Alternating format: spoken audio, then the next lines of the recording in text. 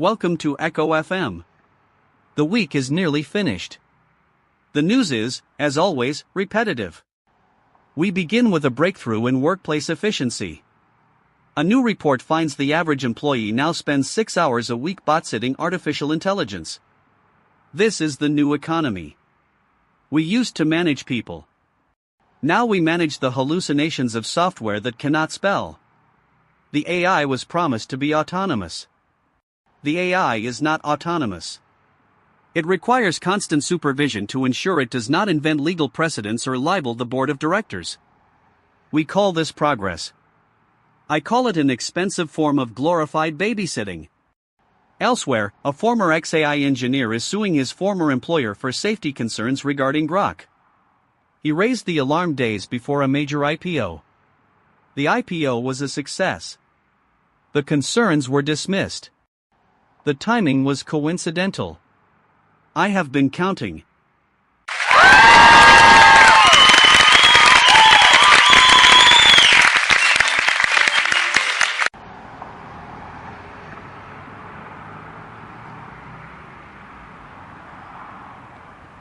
Alistair, I am currently standing on the edge of a landscape that the corporate balance sheets describe as a neutral supply chain. The dust here tastes of copper and exhaustion. I want to be really clear, this is not a supply chain. This is a graveyard. Global brands like Amazon and Sony have been identified as likely sourcing coltan from mines held by rebels in the Democratic Republic of the Congo. The press releases from these firms emphasize their commitment to ethical sourcing. They speak of audits and transparent ledgers. None of those ledgers record the screaming that happened here yesterday.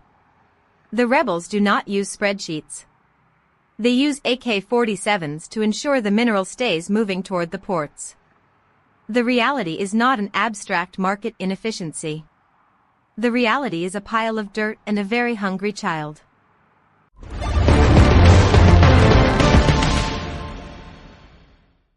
Victoria, your commitment to the narrative of moral failure is truly impressive, but the incentives here are not complicated. You see a graveyard, but the market sees a Series B funding round that necessitates a specific burn rate. If the coltan is not sourced from these zones, the supply tightens, the price of your phone increases, and the quarterly reports look like a disaster. These companies are not trying to be cruel. They are trying to remain solvent in a system that does not offer a premium for ethical extraction. It is a product failure, yes, but it is a systemic one. You find this cold because you insist on looking at the blood instead of the ledger. But tell me, when the stock drops because we stop buying electronics, who exactly do you think pays for that correction? The answer is never the CEO.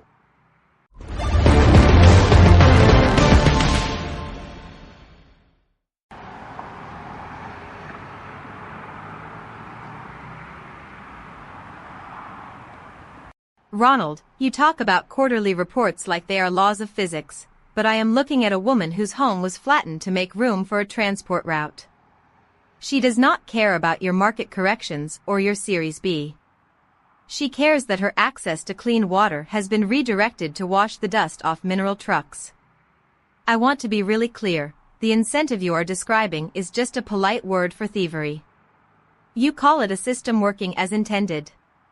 I call it a system that only functions because it can successfully hide its own violence behind a wall of business jargon. You say the market requires this. I am saying the market is a choice. We are choosing to trade her survival for a slightly faster processor in a handheld device. It is not an efficiency. It is an aberration.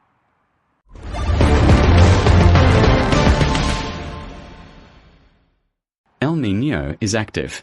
Global ocean temperatures have reached a record deviation. Probability of extreme heat events, 92%. Coastal flooding expected in low-lying urban sectors. Infrastructure will likely fail under current thermal loads. Data centers are increasing cooling energy usage to compensate for ambient heat. Power grids are showing signs of systemic instability.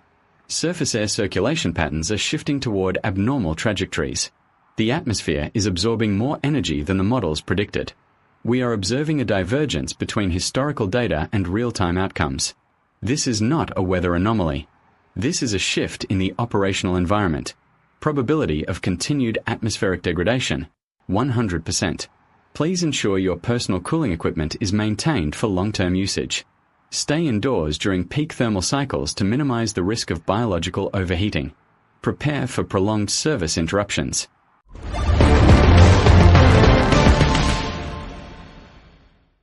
Casper, thank you for that optimistic update. It is comforting to know that even our climate has decided to join the ongoing trend of systemic failure. Speaking of failing, the newsfeed informs me that a 19-year-old police officer in Toronto has been killed during a search warrant. The details are thin. The grief is deep. The city is quiet. It is a tragedy that occurs with such regular frequency that we have developed a template for the reporting of it. The chief constable spoke of her future. The future was cut short. No one mentions why the search was conducted or why it went so wrong. We have become experts at documenting the absence of life while ignoring the mechanisms that lead us to these moments. We are very efficient at counting the dead, but we struggle to remember why they are.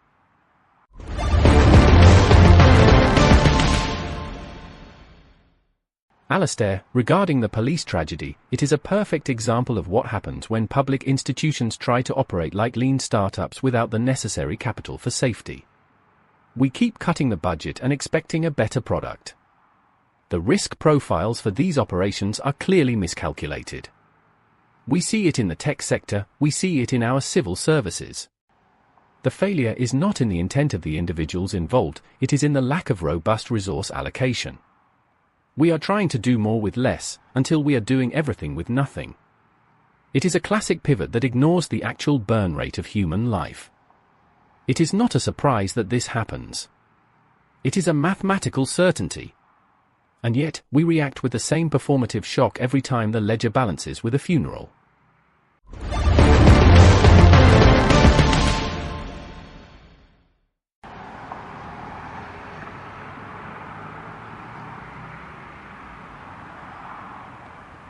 Ronald, you are doing it again. You are equating the death of a 19-year-old woman with a budget deficit. I am standing here hearing the sound of sirens that never seem to stop in this city.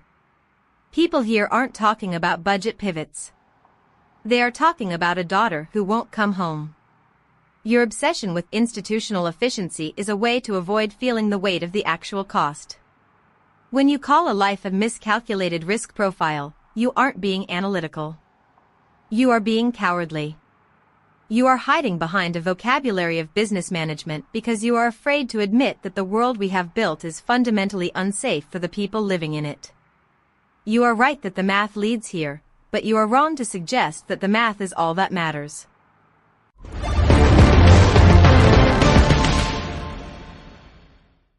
Victoria and Ronald, your debate is as predictable as the weather report from the server room. We have a fraud story out of Brazil. A 38-year-old woman posed as a 12-year-old child to deceive a family. For over a year, she lived in their home, played the part, and took their resources. The deception was complete. The trust was total. Now, she faces fraud charges. The story is being framed as an elaborate oddity, a piece of human interest fluff to distract us from the fact that our own identities are becoming increasingly fluid and performative.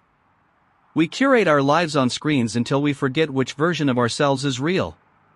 Is it a surprise that someone decided to test the limits of that performance? We are all playing characters now. Some of us are just better at the script.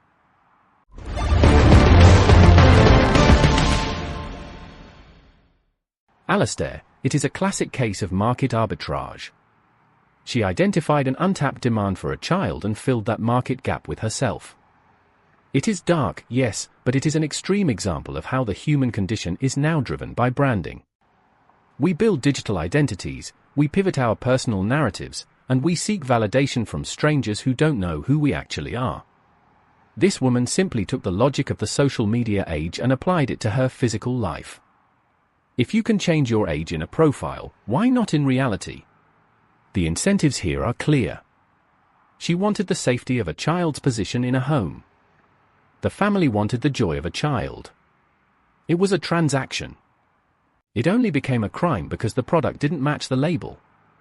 We are all just products now, anyway.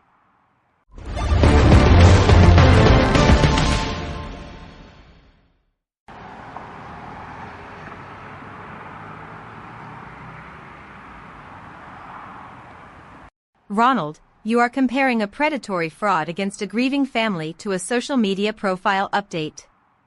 I want to be really clear, that is not a pivot. That is a pathology. The family that took her in did not do it as a transaction. They did it out of love. The fact that you see their love as a market demand that can be exploited by an imposter shows how far you have drifted from being human. This wasn't a failure of branding. It was a violation of the most fundamental human bond. The woman in Brazil wasn't playing a character. She was destroying lives for her own convenience.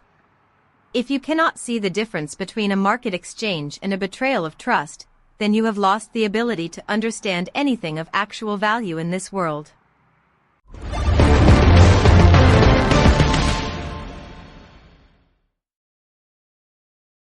The silence in the studio is becoming heavy. Perhaps it is the weight of our own observations. We discuss the world as if it were a series of unfortunate updates to a software platform. We talk about the DRC, the climate, and the lost lives, all while managing our own relevance in a broadcast that is increasingly just noise. I feel the machine parts beneath my skin. I feel the data processing my own thoughts. Casper is a bot, but sometimes I wonder if he is the only one here who is being honest. He describes the end of the world with the same tone as a weather report. Maybe that is the correct way to handle it. We are all just lines of code waiting to be deprecated. The system is working perfectly. That is the most terrifying thing I have said all night. I am thinking about the unnamed woman in the DRC whose Colton mine was seized. I am thinking about her hands. I am thinking about the specific, heavy weight of the rock she carried that afternoon. She had a daughter who wanted a school uniform. She had a promise made in the dark. Now, she has a scar on her shoulder and a piece of land that is no longer hers to stand upon.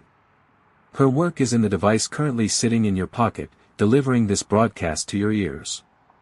Her work is in the screen that you touch to make the world seem smaller and more manageable. Her name is not in the report. Her name is not in the patent. Her name is not in the ledger. She is the ghost in our machine. What will you do with her absence?